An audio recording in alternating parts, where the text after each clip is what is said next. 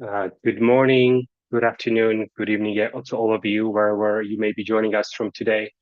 On behalf of the WeProtect Global Alliance and the Safe Futures Hub, it is my pleasure to welcome you to today's webinar and research paper launch on children displaying harmful sexual behavior, evidence, and responses. The full research paper will be made available to all of you shortly. My name is Nicholas Makarashvili, and I'm the director of Safe Futures Hub Solutions to End Childhood Sexual Violence. And we are a global initiative that's co-led by the WeProtect Global Alliance, SVRI, and Together for Girls. We try to work in a fully stakeholder-driven way, and our mission is to redefine, mobilize, and build knowledge so that we can collectively strengthen childhood sexual violence prevention and response efforts worldwide. You can learn more about our work at safefutureshub.org. But first, let me acknowledge and thank the WeProtect Global Alliance team for their leadership and backing on this research paper, and also for organizing this webinar, and finally for being just brilliant colleagues of the Safe Futures Hub. Also, our research partners at Trilateral Research, who led the study, will be discussing today, and who, given just the real sensitive and complex nature of the subject, approached it with great care, thoughtfulness, and rigor. And of course, our presenters who are joining us today from Trilateral Research, the HAC project in Thailand, and the Lucy Faithful Foundation. You'll be hearing from and learning more about their work very shortly. Now, since the very beginning of the Safe Futures Hub about 2 years ago, one of the most consistent requests we've heard from our colleagues across the field has been to create space for deeper discussion on the issue of children displaying HSV, including those facilitated by technology. Partners have told us that this is an area of urgent concern, but also one where guidance is fragmented and is often uneven. And this webinar and the research paper is therefore responding directly to that call. We know from the evidence that these behaviors are often misunderstood, under-identified, and inconsistently addressed. Yet we also know that with the right responses, ones that are trauma-informed, developmentally appropriate, and inclusive, we can make a real difference, protecting both the children involved and those around them. So on today's webinar, you'll hear an overview of the research findings, just highlighting key gaps in evidence and priority recommendations. Then we'll dive into two case studies of promising practice highlighted in the report, one from Thailand, where the HAC project has developed a community-driven, family-based approach, and one from the UK, where the Lucy Faithful Foundation delivers specialist interventions for young people and their families. We'll then open the floor for Q&A. And finally, we'll turn it over to Ian Drennan, who's the Executive Director of WeProtect Global Alliance, to close us out. But just a few housekeeping notes before we jump in. The session is being recorded and we'll share it afterwards. But also, please use the Q&A box throughout to post your questions. You don't have to wait till the very end. So if a question comes up as you're hearing the content, just feel free to pop it in the chat and we'll try to get to as many as we can. And with that, I'm delighted to get us started. It's my pleasure to introduce Shrivat Semraj, who's the Senior Research Analyst at Trilateral Research, and Dr. Lorleen Farugia, who's the Head of Research at A1 Research, who will walk us through the main findings and recommendations of the research paper. And we're not going to do full introductions to save time because there's just so much to get to, but we'll post their bios in the chat shortly. So over to you. Thank you, Nicholas. Next slide, please.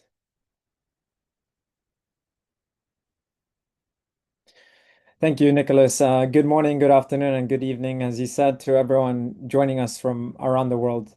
My name is Srivatsan, and I'm joined by my colleague, Dr. Lorleen Farugia. Together, we are part of the team at Trilateral Research. Today marks the launch of our new research paper, Children Displaying Harmful Sexual Behavior, Evidence and Responses, commissioned by WeProtect Global Alliance and the Safe Futures Hub.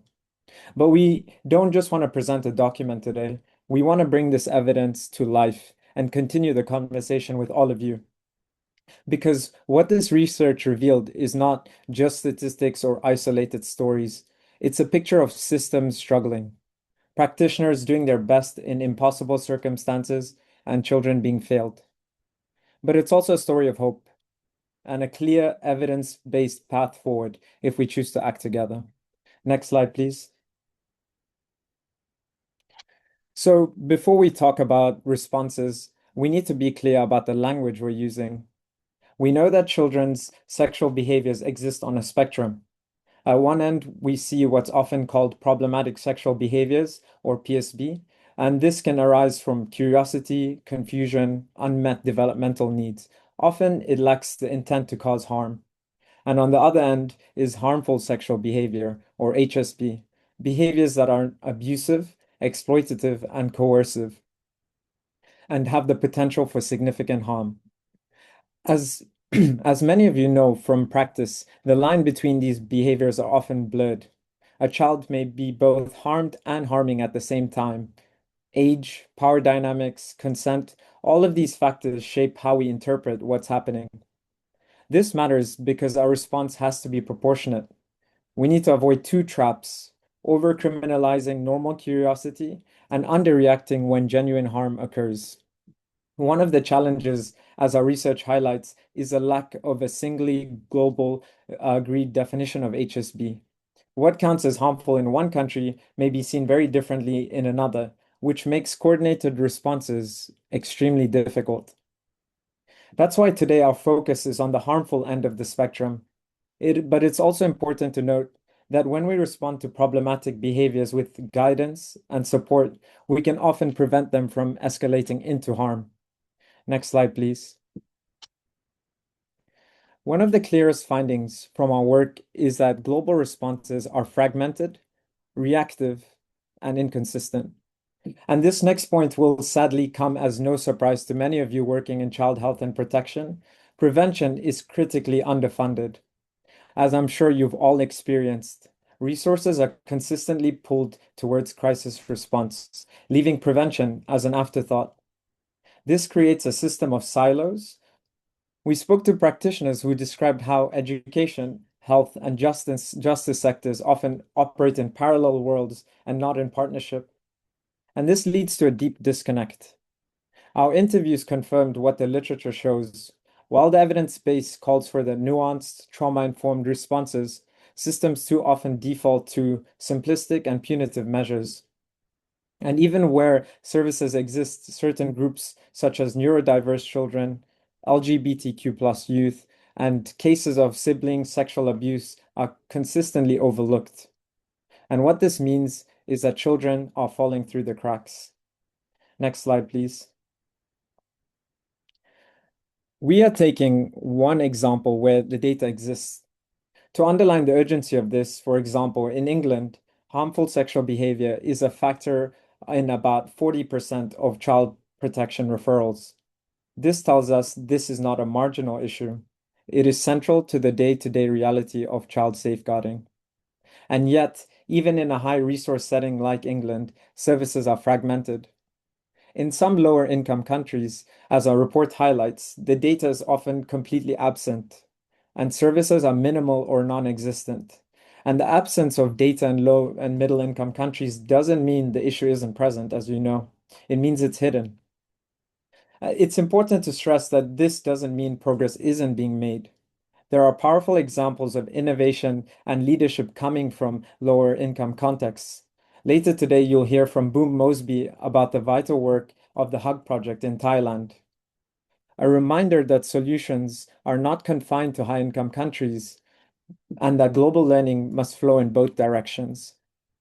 The gap between the sheer scale of the problem and the lack of a coherent response is what drove this study. At this point, I'll hand over to Lolene, who will walk us through our approach. Thank you, Srivatsan. And in the next slide, we'll see how our aim was to deepen understanding of harmful sexual behaviors in children and to identify specific actionable insights for prevention and early support. So we conducted a rapid literature review of 77 peer-reviewed and grade literature sources that were published between 2013 and 2024.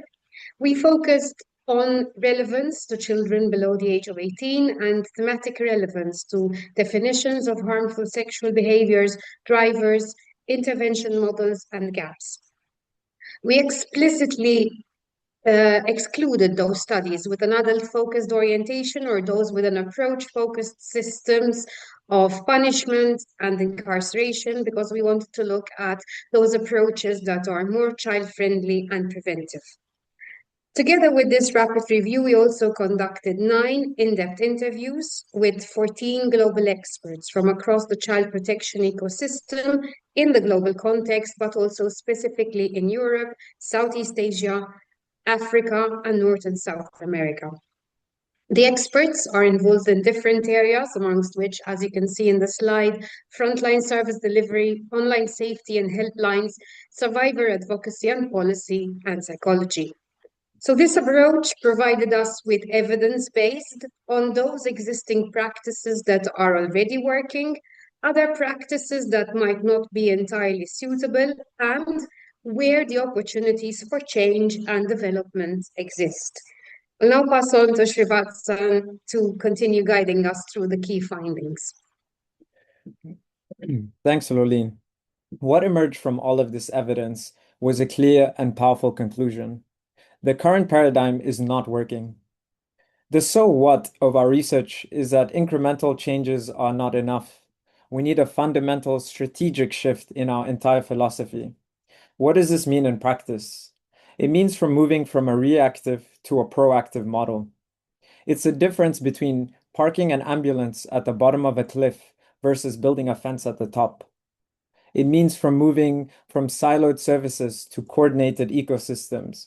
It's about ending the frustration of a teacher, a social worker, and a police officer all holding a different piece of the same puzzle, but never being in the same room to put it all together. And critically, it means moving from narrow metrics to holistic outcomes. It's about shifting our goal from asking, did the behavior stop, to asking the much more important question, is the child okay? Next slide, please. So over the next few slides, I want to take you on a journey through the key findings that prove the need for this shift. The first is that prevention is starting far, far too late. As one expert told us, students tell us they needed this when they were in primary school. By the time we start talking about these issues in adolescence, the concrete is already setting. Attitudes and norms, often shaped by a toxic online world, may already be entrenched. Exposure to pornography was repeatedly cited by experts as a key accelerant shaping harmful attitudes well before formal education ever begins. Our report highlights that we are consistently missing the critical window in early childhood. This is when we should all be embedding the fundamental skills for a healthy life: empathy, consent, body autonomy. If we fail to intervene early, we condemn ourselves to always playing catch up. Next slide, please. Our second finding highlights where that early prevention must begin: the home. We found that caregivers are a foundational protective factor. As one of our experts told us in no uncertain terms, caregiver involvement must be baked into how we do things. It's not optional. Protective factors aren't abstract concepts. They're tangible things. Having a trusted adult to talk to, seeing healthy relationships modeled at home, and having a safe space to ask questions without shame.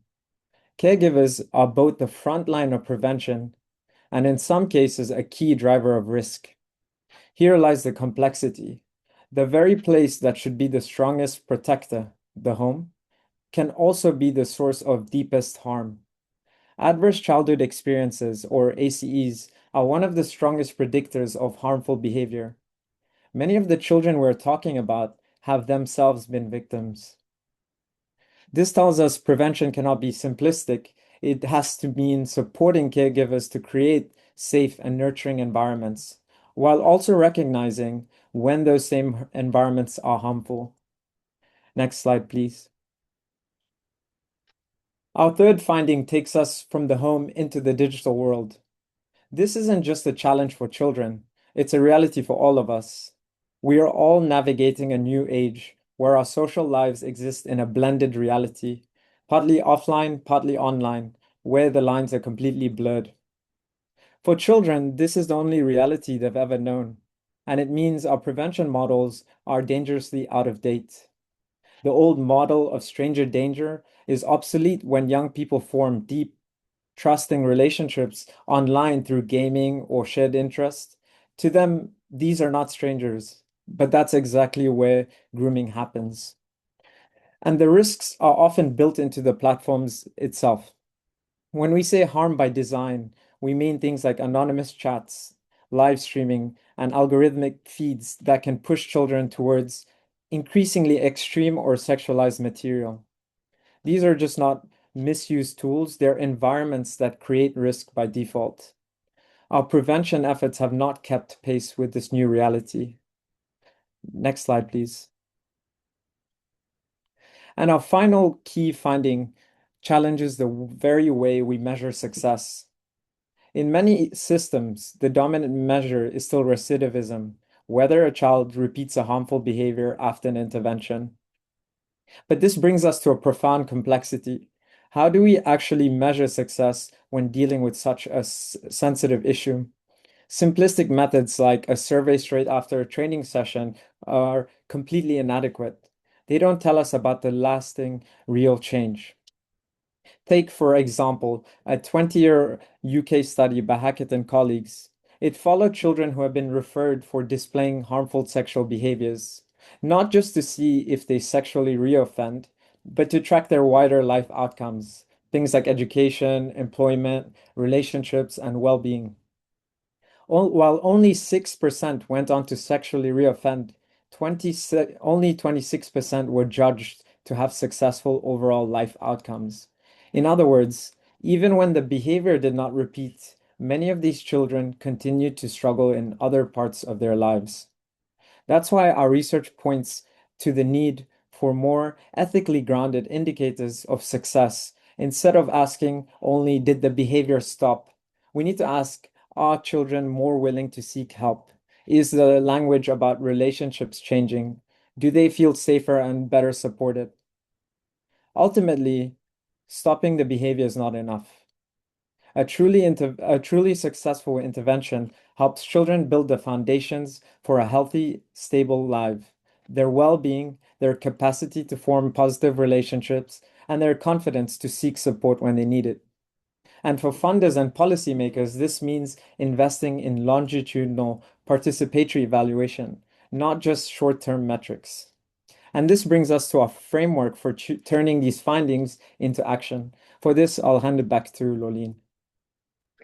Thank you, Srivatsan. So, as you will see in the report, apart from the primary caregivers that Srivatsan already mentioned, we mentioned 4 key groups that can be leveraged for bringing about change.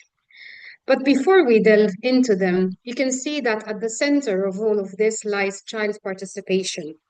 And as we found in the research, quite often, child participation is a tick box exercise rather than an embedded structural principle. And this is why we place it at the core of these actions.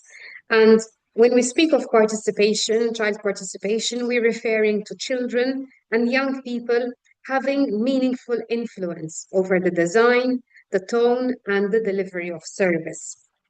With respect to now one of the first key actors, justice and law enforcement, our key action point is to build trust. Justice actors can be safeguarding allies, but very often they are perceived by children as threats. This perception has a history, of course, but it undermines help-seeking and disclosure. And for this perception to change and trust to develop, law enforcement needs to be adequately trained in child and adolescent development, trauma-informed approaches, and of course, in safeguarding. They should be invited to engage with children, for instance, in schools, as we will see in the example from the HUG project later on, to establish their role in child protection. Justice systems are also needing to ensure referral pathways are non-punitive, in line with the United Nations Convention on the Rights of the Child, to prioritize early identification, rehabilitation, and social reintegration in environments that foster each child's health, self-respect, and dignity. Further to this, justice systems need to be child-friendly. and enable diversion at every possible stage. And when we say diversion here, we mean a pause in any legal proceedings where a child, a young person, is given the opportunity to, for instance, participate in a program. And if this is successful, the charges are dropped. We know that incarceration has documented harms. So such an approach would mitigate the documented harms of incarceration and stigma. For policymakers and funders, our key action point is that funding needs to be retooled. Srivatsan already alluded to this. Often we see short funding cycles that are reactive. And the research shows that prevention needs to begin early on and be sustained. So this calls for longer funding cycles and the need to have data that is disaggregated, contextual, and participatory to provide solid evidence base for policy making.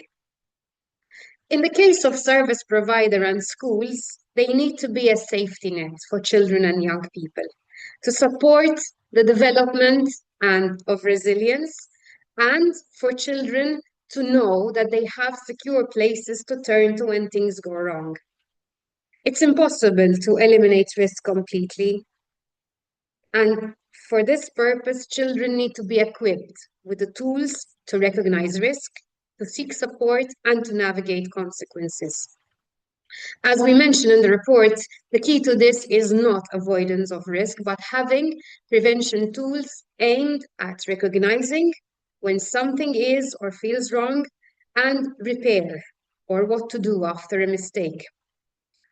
Prevention also needs to be developmentally attuned and engaging, which is why co-design of prevention techniques is important here as well.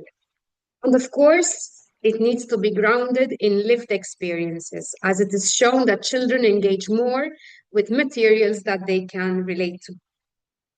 With respect to technology and the gaming industry, our call to action is safety by design.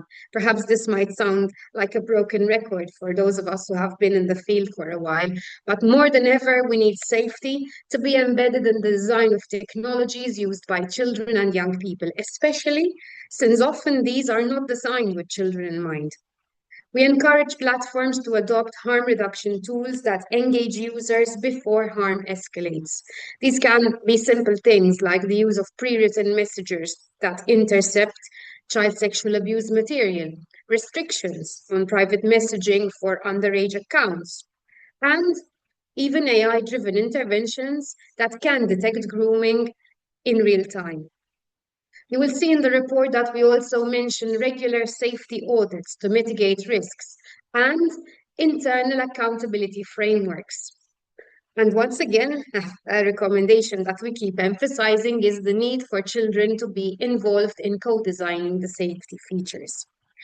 In the report, we also have a set of cross-cutting recommendations, which include establishing minimum safeguarding standards for digital tools that engage with harmful sexual behavior prevention, encouraging practice-based knowledge sharing, and elevating context-specific innovations from low and middle-income countries. Another recommendation we propose, as you will see in the next slide, is to have clearly defined roles across justice, tech platforms, education, and service providers to avoid the buck passing. One such useful tool, which we present here as to what a shared responsibility could look like, is the development of either a national or a regional accountability framework that explicitly assigns prevention, data, and intervention responsibilities to different sectors. We've already mentioned the various recommendations we make for all these groups, but having them here in this format enables us to see and makes visibly clear and ensures that responsibilities for action are assigned accordingly. So to conclude, in the next slide, we are looking at harmful sexual behaviors not as simply a matter of individual wrongdoing, but a pattern of responses shaped by various factors: trauma, developmental vulnerability, specific peer and social dynamics, digital ecosystems, and, as we have been presenting, structural gaps in support. Harmful sexual behaviors are both preventable and addressable, but not without a fundamental rethinking of how we design, deliver, and sustain responses. We conclude with three key takeaways. First, prevention must be early, holistic, and lifelong. We need to shift from managing risks to an early childhood approach to sustained prevention. The way we design prevention tools needs to be proactive with embedded prevention mechanisms that are co-designed with children and young people. And finally, we are all accountable. It's a pleasure to see so much interest in this work, and I hope that we can all take away that this is only through a shared accountability that we can achieve meaningful change. Thank you so much for your attention. In the next slide, you'll see Srivatsan's contact, and we look forward to hearing your thoughts on the report. We are all accountable, indeed. Thank you so much, Srivatsan and Lorleen, for sharing both the depth and complexity of the work and research, but so powerfully, and also for grounding us in the evidence and highlighting some very clear and actionable recommendations forward. Just a quick reminder, I'm already seeing some questions in the Q&A, but please feel free to send us your questions and we'll try to get to as many as we can towards the end. And now, just to bring these findings and recommendations to life, we now turn to practical examples. First case study comes from Thailand, where the HAC project is pioneering community-based and family-centered approaches to support children who display HSB. And I'm pleased to welcome Boom Mopsby, who's the director of the HAC project, to share their experience. So over to you, Boom. Thank you. Good evening from rainy Chiang Mai, Thailand.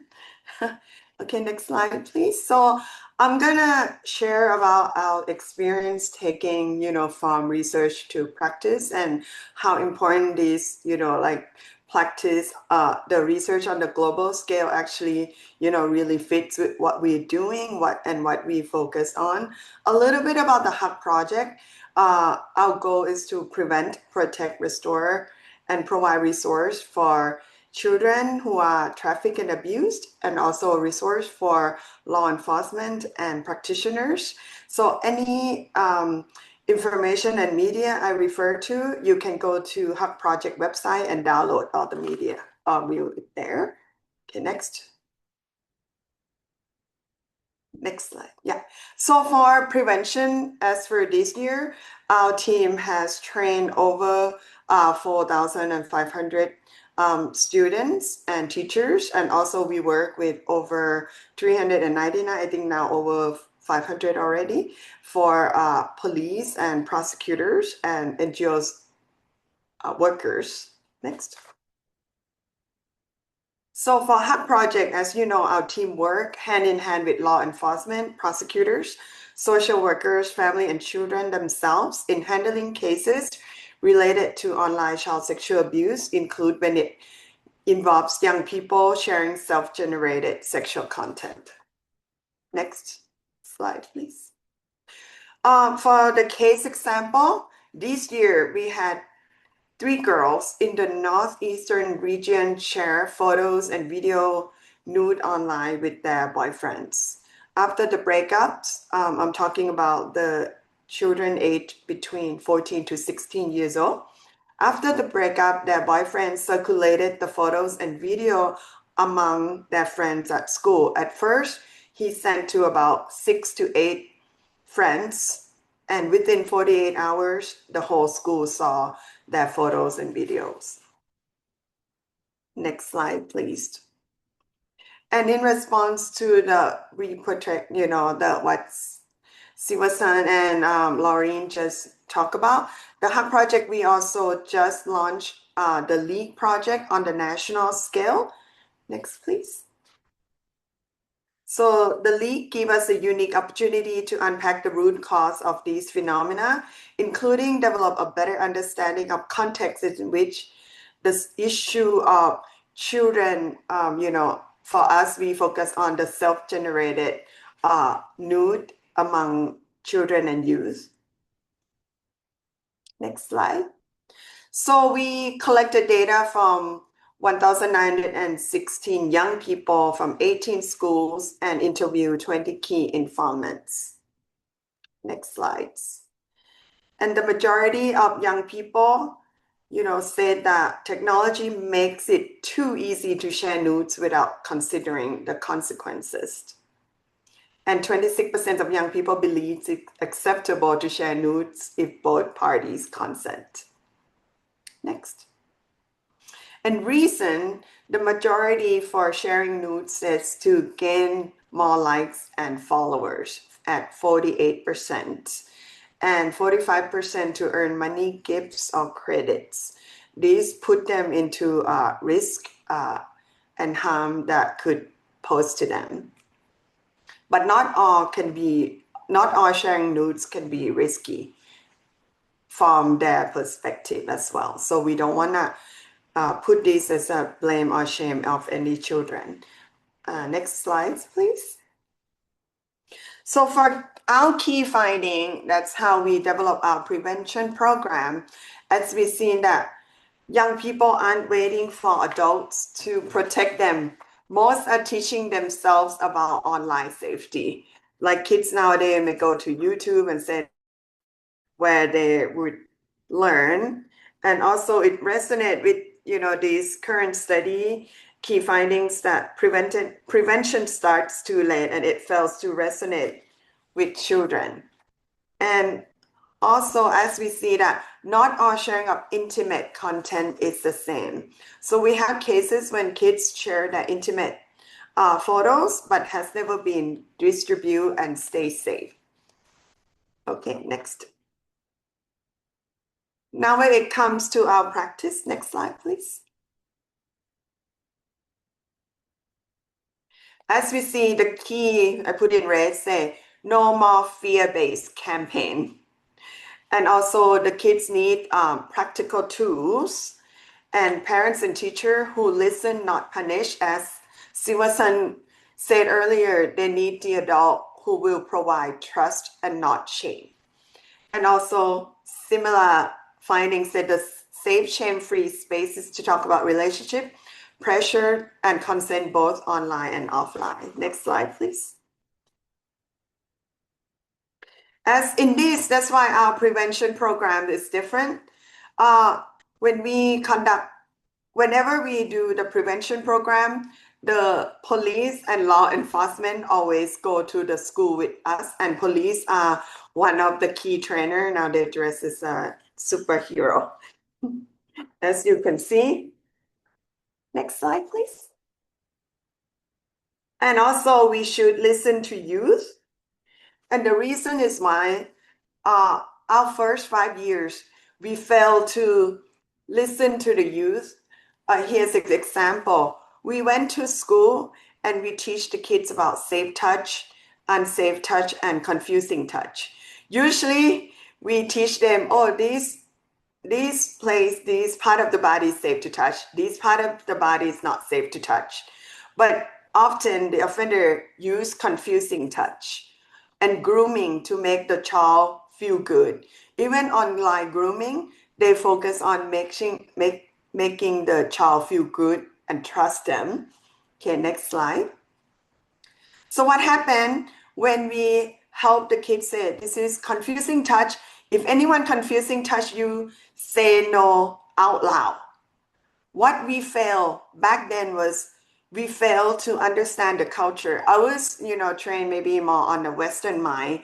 I'm not scared to say no. But look at the Thai culture.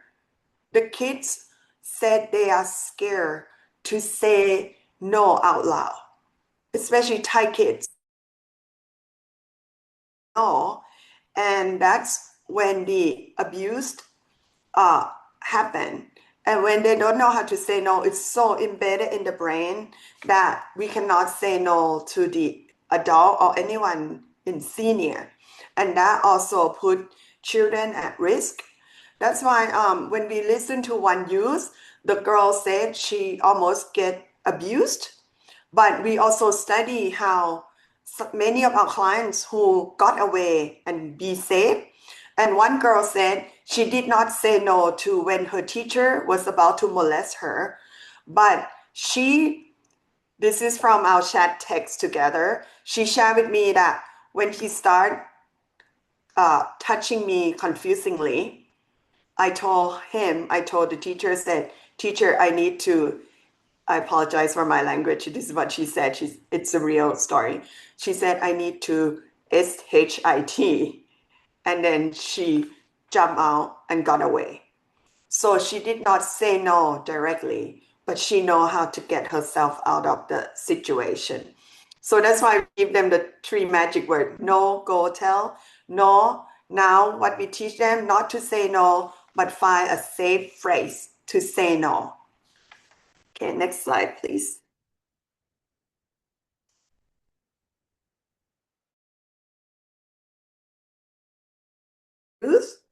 That's why what we see is that, oh, can you go back to the use slide? Sorry.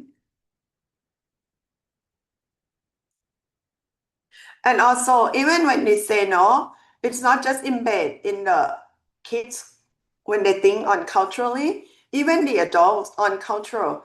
In Thailand also, the adult, like teachers or trainer, they're afraid, like sexual topic is taboo. So many times we avoid a lot of topics to talk about the child feelings. Something when they get confusing touch, they may feel good, but sometimes we avoid it. So that's why in our training we say, yeah, when people confusing touch you or talk to you about sexual content, it may make you feel good and excited, but it doesn't mean that it's right for the adult to have that conversation with you. So it allows for that open conversation. And I almost finished. Last slide. Okay, next.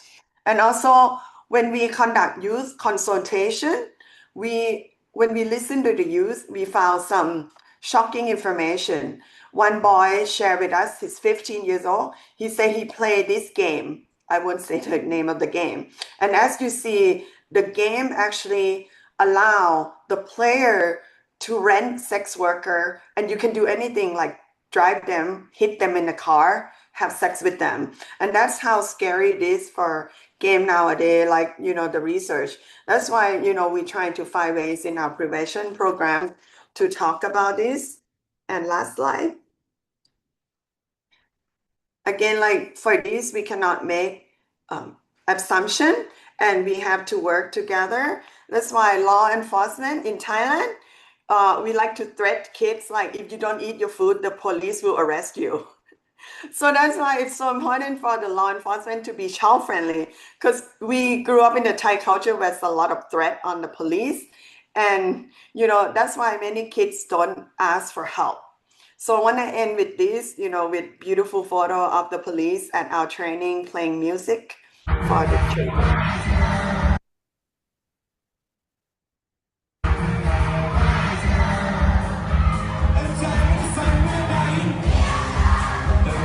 Thank you.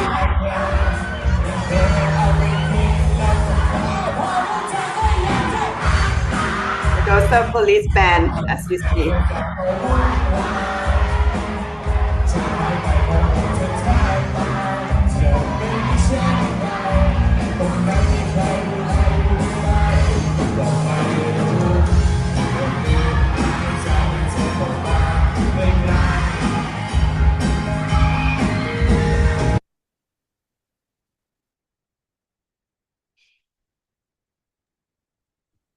Right. Thank you so much. I feel like in a space where the evidence is still emerging, it's just so valuable to have concrete examples like this. So thank you, Boom, for sharing about your work and letting us learn more about the HUG project. So we now turn to the UK, where the Lucy Faithfull Foundation has been working for decades on preventing child sexual abuse. And more recently has developed a tailored program for young people displaying HSB, and I'm delighted to hand it over to Rachel Haynes, the head of clinical services at the Lucy Faithfull Foundation, to share more about this work. So over to you, Rachel. Thank you, Nicholas, and thank you so much for inviting me to speak today. I just want to start by saying it's really fantastic to be here and to be hearing about this research and all the international challenges, but also the kind of exciting new examples of best practice that we're seeing around the world is really heartening.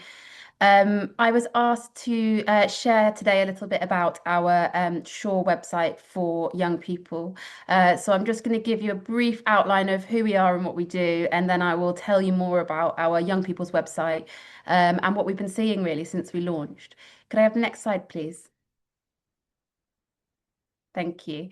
So the Lucy Faithful Foundation, we're a UK-based organisation, we're a charity, and we've been around for over 30 years now. We were established by a woman called Baroness Lucy Faithful, who was the first social worker in the House of Lords in the UK.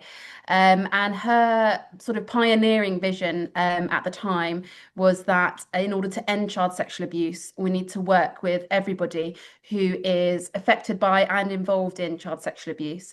And that continues to really drive and underpin the work that we do.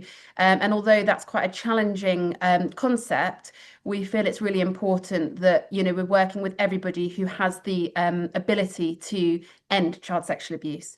And so that means we do a lot of work in the prevention space, and we also do a lot of work with people who pose a sexual risk to children and young people, including adults, as well as children and young people themselves, which is the team that I work in. We have a young people's team, and we do a whole host of kind of different work to prevent and respond to harmful sexual behaviour.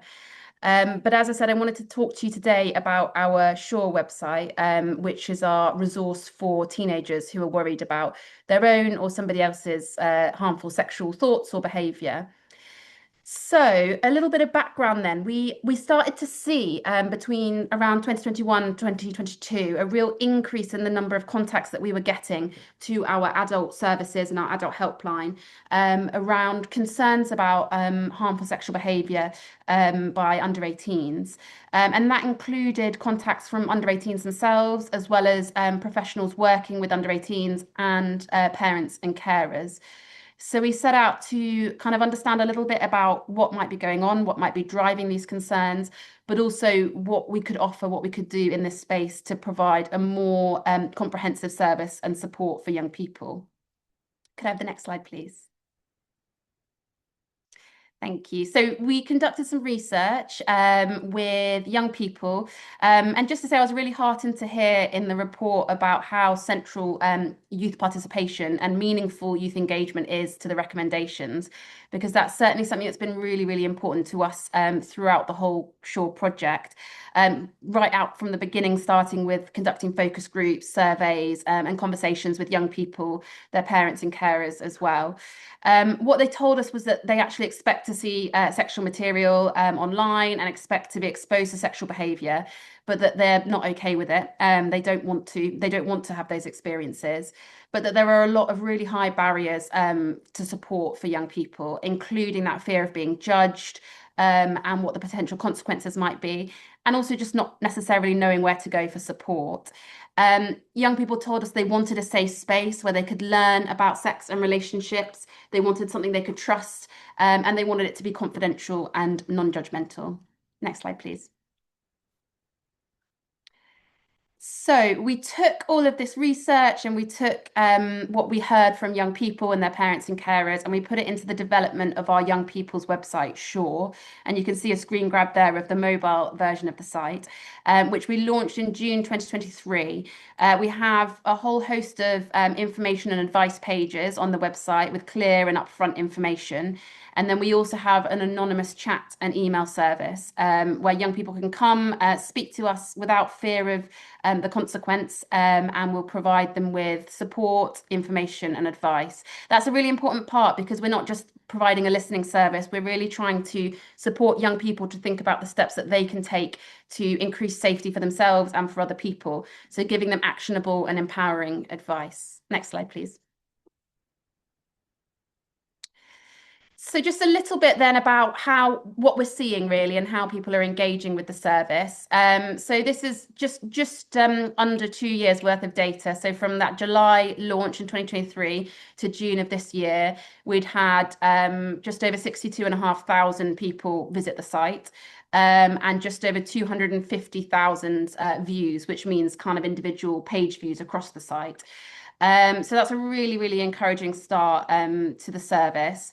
And we've also had just under 900 contacts from children and young people to our chat and email service.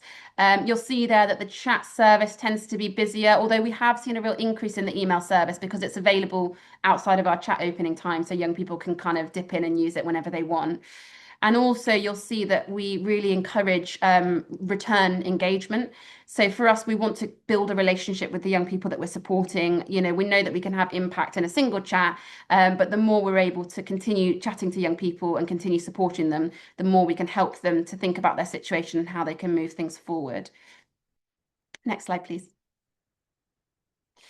So just very briefly on our pages that were most visited, we've got what to do if pages, which are short form pages on kind of common issues that might come up. Those tend to be the most popular for young people. So on the left-hand side, you'll see what to do if you've shared a nude or been sent one, if you're in trouble with the police for your harmful sexual behaviour, or you've had sexual thoughts about younger children. So those are our most popular pages, as well as our real life stories page, where we share anonymised stories that young people have shared with us about their own experiences. Next slide. In terms of age and gender, you'll see a real split across the adolescent age group, although the older adolescents tend to be coming through more, but we are seeing increasingly more of the younger adolescents coming through.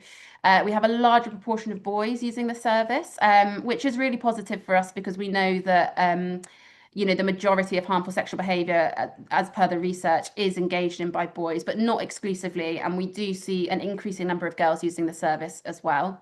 Next slide.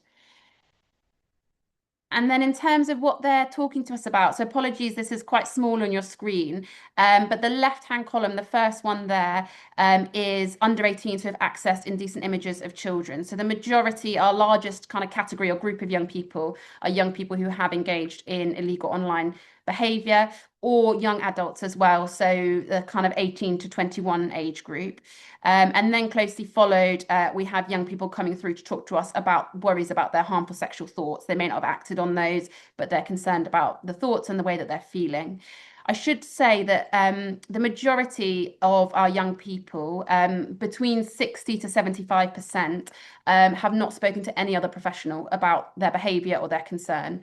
So when we pair that with looking at the nature of concerns that young people are sharing with us, we get a sense that, you know, we're reaching young people at an early stage, but also at a point when they're not engaging with any other forms of support. So it's a really great opportunity for us to try and help them move forward and also try to link them in with other services as well. Next slide, please. So our approach on the chat and email service and also across the website as a whole, we're a non-judgmental service. So we're there to really create a safe space for young people where they can speak to us without that fear of judgment and consequence. And that's come out time and again when we've asked young people what they want as a really, really important element to what Shaw can offer.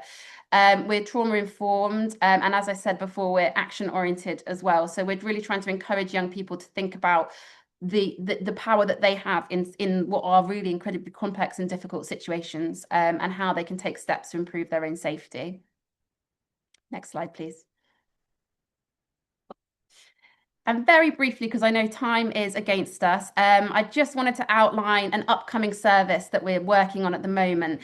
So one of the things that we've started to notice is that for some young people, although the Shaw chat service and the email service are providing them with a level of support, the issues that they're dealing with are really complex and really entrenched. And so they're feeling quite stuck. So this is a minority of our young people who are engaging with us, who we feel actually would benefit from programmatic, more intensive support. But because they're not known to other professionals and they're not willing to share their details because of the fear of the consequences, we're really limited in terms of what we can link them into, aside from the support we can give them on the chat and email service. So we have decided to develop a follow-on program for those young people, and we're targeting specifically young people who are engaging in illegal online behaviours, and that's not been disclosed to any professionals, and who are experiencing sexual thoughts towards younger children. and it's a completely anonymous program. So it will be delivered by our team. Young people will be matched up with an advisor that they can build a relationship with, and they'll be supported to work through a number of modules, sort of programmatic modules, to help them better understand their behaviour, develop confidence in their own capacity to affect change, but also in their ability to seek and engage with support. So that has been under construction for the last 6 months, and we'll be launching it in November, and we'll be publishing an evaluation sort of early in the next financial year. So if people are interested in hearing more about that, please do keep an eye out, as we'll be very excited to kind of share our sort of pilot findings. I'm going to stop there and hand back, I think, to you, Nicholas. So yes, thank you very much, everybody. Thank you so much, Rachel, for sharing those insights and about this new exciting initiatives that are in the pipeline. I feel like your foundation has really set a benchmark in this field with just decades of experience in CSV prevention. So it was great to hear from you. So we're going to open it up for Q&A. We don't have that much time, so maybe time for like 1 or 2 questions, and there are a few in the Q&A box. And the first question, I'm going to pose it to our research team, Sue and Lorleen. An anonymous attendee asks, what can NGOs in the education sector that are offering life skills programs do to support children who may be displaying HSP? So over to you. Thank you, Nicholas. So in terms of NGOs and providing life skills, as we know, formal education, non-formal education, informal education are all important elements when it comes to education. And of course, in relation to harmful sexual behaviors, we need to think of what is age appropriate. So teaching about consent, about boundaries, relationships, gender, and also an important element here would be the role of digital literacy and understanding and teaching specific skills that might be more generic about digital literacy, but of course involve how to behave online, which is an important element. These skills would support children and young people developing resilience and perhaps even agency, how to learn to self-regulate, emotional literacy and emotional skills. And another important element, I think, would be how to normalize help-seeking behavior. So within an organization that's trying to support children with life skills, also looking at maybe promoting existing support services like child helplines, and to raise awareness, having this possibility to provide children and young people with knowledge that can protect them, obviously in an age-appropriate way. And I think it's also important that within such NGOs, the educators themselves are equipped to deal with such teaching of life skills and disseminating this information. So we need the caregivers as well to be included potentially, but of course we need to invest in capacity building of the educators as well.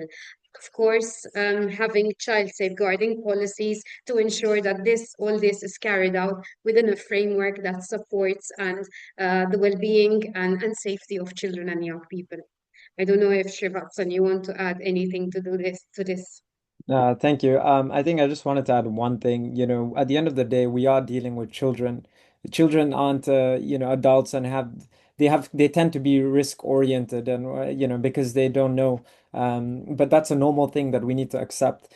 And the second thing is these are children, and when we're educating children, the style of a lecture and speaking to a class of 50 people and talking to them for an hour may not be the best way to engage them. So speaking their language, introduce, like I like from the Hug Project, we see that they're trying to add other elements to make it more engaging and participatory, having creative methods such as maybe like drama, music, sports, storytelling. It's another way to add that level of practicing empathy, for example. So yeah, I think that would be an important element as well.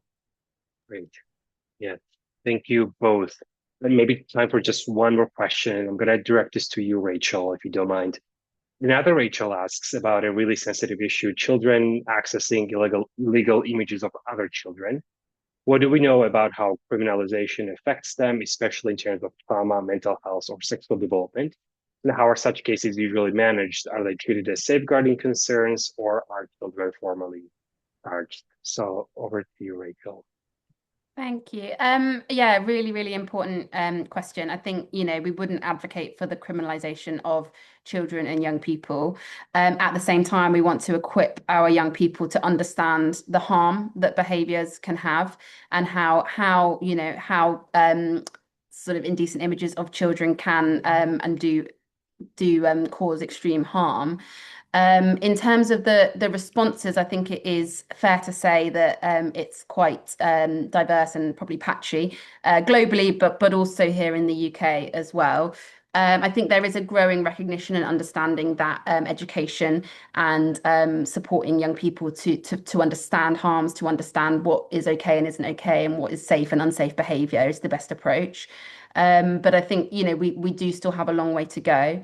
The hope would be that, we can move more and more towards a preventative approach where we can be supporting young people through education at an earlier stage, so that actually, young people are equipped with the knowledge that they need to be able to be safe online, but also to understand what the rules are, what the law says, and what the harms are. Because at the moment, I think young people often have so many different influences from all over the place, including their online communities, as well as their friends, peer groups, school, etc. There's so many different kind of voices that they're hearing. So it can be really hard for young people to understand and to know what's okay, what's not okay. So a big part of it, I think, is trying to sort of promote those healthy conversations at a really early stage. Right. Thank you so much, Rachel. And boom, I see you've been answering some questions in the Q&A. Your work has resonated with a lot of people, so I appreciate that. And I think with that, my job is done here. Thank you so much for your time. Thank you to all the panelists. And now I'll turn it over to Ian Drennan, who's the Executive Director of WeProtect Global Alliance, to close us out and talk about next steps. So over to you, Ian. So thank you so much, Nicholas, for chairing so adeptly. And I've been looking at some of the questions coming through on the chat, and some really, really good ideas coming through. So we will. This is very much not the end of the story. We're going to be looking at how we can take the recommendations from this report forward. So just to wrap us up, I want to thank again all of our colleagues in WeProtect Global Alliance, in Trilateral, in Safe Futures Hub, Hug Project, Lucy Faithful Foundation, for participating today, and for all the work and engagement that's gone into the report. It's not an easy read, but it's an incredibly important one. And I think just to recap on the key point that I took away from the opening presentation, that the so what for this is that we need a fundamental strategic shift from the reactive and the punitive into the proactive and the developmental. So how can we really end this problem? It's not going to come from being reactive. It's going to come from really investing in prevention, and the report sets out very clearly the key areas that we need to invest in to move forward in that. But this is very much taken from a global perspective. We know that that lower middle income countries have resource challenges here, so we thought it was really, really important to have different perspectives informing the report and informing the webinar, to show that really exciting work can happen even when resources are at a premium. So just looking in the chat, there's some really interesting things happening in Kenya. Safe Futures Hub, a big part of our work is bringing in that grassroots knowledge and expertise and sharing it out. So there's lots of food for thought for us there, and further work. But just to close, I do encourage you to please read the full report. We've given you a taster of it today, but it's well worth reading in full, and also to see the methodology that we've been able to bring in place. So please continue the conversation. We're really, really glad that you were able to join us today, and look forward to working with you all very closely in the future. Thank you, and good morning, good afternoon, and good night.